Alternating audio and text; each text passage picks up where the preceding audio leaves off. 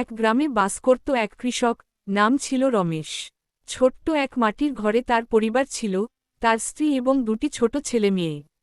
রমেশ সারা দিন মাঠে কাজ করত, শস্য ফলাত, আর পরিবারের জন্য খাদ্য জোগাত। তার জীবন ছিল খুবই সাধারণ, কিন্তু মন থেকে সে ছিল সুখী। তবে তার মধ্যে এক অদ্ভুত স্বপ্ন ছিল, কিছু করার, নিজেকে প্রমাণ করার। গ্রামের অন্যান্য মানুষদের মতো রমেশও অল্প আয় সন্তুষ্ট ছিল, কিন্তু কখনো কখনো সে ভাবত, যদি একটু বেশি আয় করতে পারতাম, তাহলে পরিবারকে আরও ভালোভাবে ভালো রাখতে পারতাম।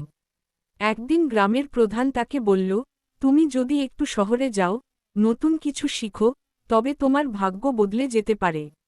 রমেশ প্রথমে অনেকটা দ্বিধায় ছিল, কিন্তু তার স্ত্রীর উৎসাহে শহরে যাওয়ার সিদ্ধান্ত নিল।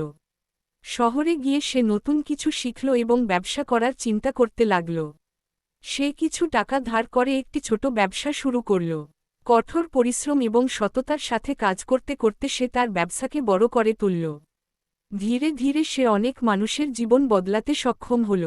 কিছু বছর পর, রমেশ যখন সফল হল, সে আবার তার গ্রামে ফিরে গেল। এবার সে তার গ্রামকে উন্নত করার জন্য কাজ শুরু করল। স্কুল, হাসপাতাল, রাস্তা, সব কিছু উন্নত করতে লাগল।